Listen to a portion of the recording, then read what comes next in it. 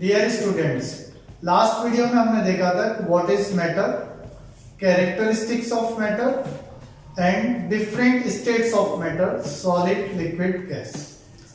आज के वीडियो में हम देखेंगे कि स्टेट्स ऑफ मैटर कन्वर्ट की जा सकती हैं, जैसे सॉलिड से लिक्विड में कन्वर्जन, लिक्विड से गैस में कन्वर्जन, और ये कन्वर्जन हो सकता है तो किस तरह से पॉसिबल है।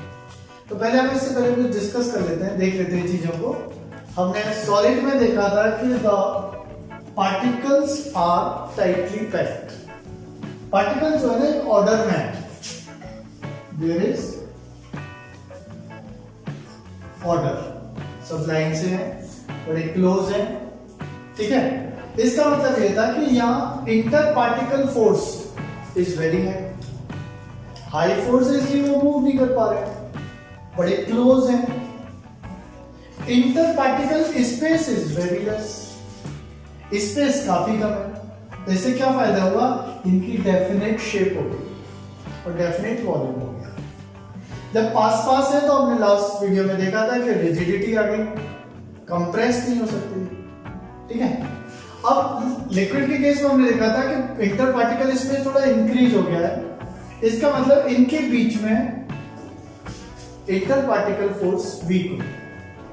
अगर हम गैस में देखें तो हम देख रहे हैं इंटर पार्टिकल स्पेस और ज्यादा इंक्रीज हो गया, इसका मतलब इंटर पार्टिकल फोर्स और कम हो गया। तो हम सॉलिड से लिक्विड में जाएं, लिक्विड से हम गैस में जाएं, इसको हम बोलते हैं conversion of states of matter. तो कैसे होगा देखो, अगर हम सॉलिड मैटर को हीट करें, सॉलिड मैटर को क्या करें, हीट। अगर हम सॉलिड मैटर को हीट करेंगे तो पता है क्या होगा, ये जो पार्टिकल्स हैं सॉलिड में, ये जो पास पास हैं और वाइब्रेट कर रहे हैं थोड़े थोड़े, हमने बात की थी कैरेक्टरिस्टिक्स ऑफ मैटर की कि particles of matter continuously move. So ये सॉलिड में जो पार्टिकल्स हैं they vibrate at their fixed positions. जैसे हमने इन्हें हीट दी तो हीट से क्या होगा, इनकी एनर्जी इंक्रीज होगी। तो जो काइनेटिक एनर्जी है, kinetic energy of particles will increase.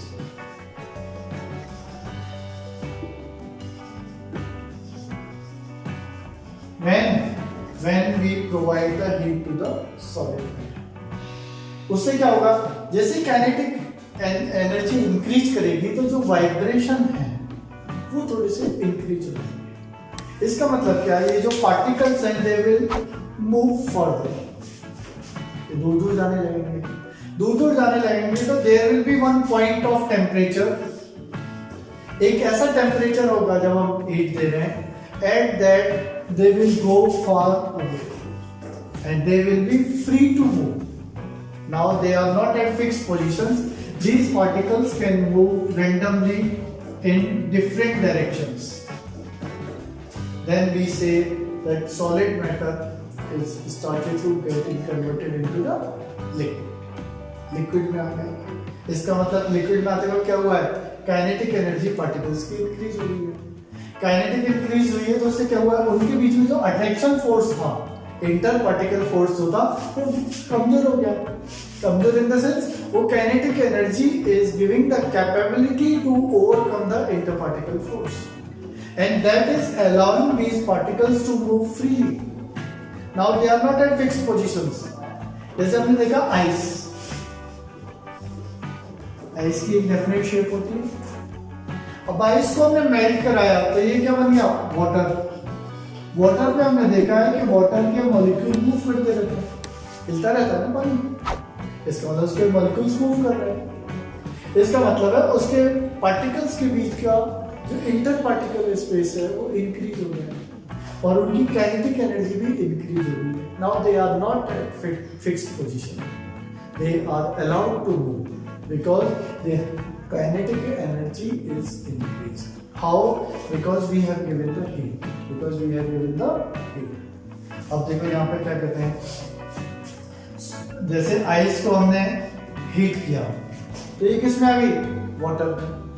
वो टेम्परेचर, वो minimum temperature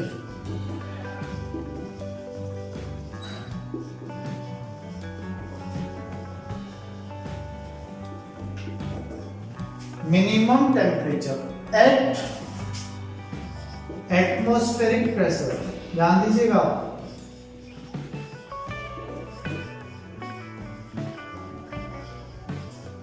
atmospheric pressure means 1 atmospheric pressure, वो मिनिमम टेम्परेचर जिस पे सॉलिड कन्वर्ट होने लगता है किसमें, लिक्विड में, किसमें कन्वर्ट होने लगता है, लिक्विड में, that is known as the boiling point, that is known as boiling point of that substance. तो देखो आइस का टेम्परेचर कितना है, 0 डिग्री सेल्सियस, 0 डिग्री सेल्सियस पे ice starts to melt into water, so 0 degree Celsius is the boiling point of ice. Okay, now अगर हम अब ये लिक्विड बन गया हमारा वाटर, इसको और हीट करें, तो हीट करेंगे तो पता क्या होगा, काइनेटिक एनर्जी और इंक्रीज हो जाएगी। काइनेटिक एनर्जी जब इंक्रीज होगी तो क्या होगा, जो काइनेटिक मोशन है मॉलिक्यूल्स का वो और बढ़ जाएगा, और बढ़ेगा तो क्या होगा, वो ज्यादा रैंडमली मूव करेंगे, ज्यादा मोशन के साथ, तो उनके बीच का इंटर पार्टिकल स्पेस आप देख रहे हैं वो इंक्रीज हो गया है, और उनकी जो मोशन का रेट है वो भी इंक्रीज हो गया, काफी रैपिडली मूव करते हैं। तो क्या होगा, पानी को गर्म करते जाएंगे तो पहले तो पानी का टेम्परेचर इंक्रीज होगा, 10 डिग्री, 20 डिग्री, 30 डिग्री, 40 डिग्री, 50, 80, 90, 100, जैसे ही 100 डिग्री सेल्सियस होगा वैसे ही हम देखेंगे water started to convert into water vapours. The minimum temperature at which water starts to convert into water vapors, that process is known as boiling. That process is known as boiling, and that minimum temperature is known as boiling point. As we know, in case of water it is 100 degrees Celsius, that is boiling point. फिर एक बात ध्यान रखेंगे, at 1 atmospheric pressure, 1 atmospheric pressure पे जब हम पानी को हीट करते हैं और वो किस में कन्वर्ट हो जाता है, वाटर वेपर्स में, that is known as the boiling of water, that is known as the boiling of water. और जो कन्वर्ट होता है जिस टेम्परेचर पे, that minimum temperature is known as boiling point. So minimum temperature is 100 degree Celsius, so we can say 100 degree Celsius is the boiling point of water. Boiling is a bulk phenomenon. Boiling is bulk phenomenon. इसका क्या मतलब है? इसका मतलब ये है जब 100 degree Celsius पर पानी गर्म होगा तो पानी अंदर बाहर दोनों तरफ से वो बॉईल होना शुरू हो जाता है एज अ होल। क्यों? बोले जो एवापोरेशन होता है ना, आप ये कह सकते हैं सर वो पानी को खुला छोड़ दो वो भी वैसे ही गैस में कन्वर्ट हो जाता है, 100 डिग्री सेल्सियस से पहले हो जाता है, ठीक है, तो उसको बोलते हैं एवापोरेशन। एवापोरेशन क्या होता है, सरफेस पे होता है, जैसे देखो ये वाटर है, तो वाटर की सरफेस से वाटर वेपर्स बनेंगी, 10 डिग्री पे ही बन जाएंगी, 50 पे ही बन जाएंगी, 60 पे ही बन जाएंगी। ये बॉइलिंग नहीं है, because water is getting converted into water vapors below the boiling point. But at 100 degree Celsius क्या होता है, पूरा का पूरा पानी जम कर रहा होता है अंदर से। That is the bulk phenomenon. It's not evaporation, क्या है, surface phenomenon, केवल surface पे possible है। Boiling क्या है, bulk phenomenon, पूरा का पूरा whole वो जो है ना boil हो रहा होता है। इस तरह से हमने एक बात देखी, सॉलिड को अगर हीट करें तो उसकी काइनेटिक एनर्जी इंक्रीज होती है, that will get converted into liquid. Liquid को और हीट करें तो that will convert into gas, क्योंकि उसका इंटर पार्टिकल स्पेस बढ़ेगा, kinetic energy of particles increase होगी, तो रैंडम मोशन बढ़ेगा, तो गैस में कन्वर्ट हो जाता है।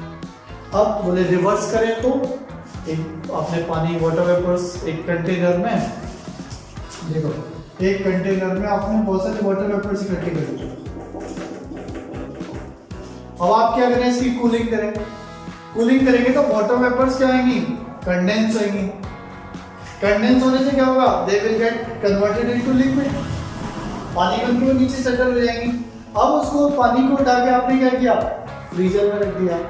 फ्रीजर क्या करेगा, will lower the temperature, again more cooling, that cooling will give the solid state again. तो यहाँ हम देख रहे हैं अगर किसी सॉलिड को हीट करें तो वो लिक्विड में कन्वर्ट हो जाता है, और हीट करें तो वो गैस में कन्वर्ट हो जाता है।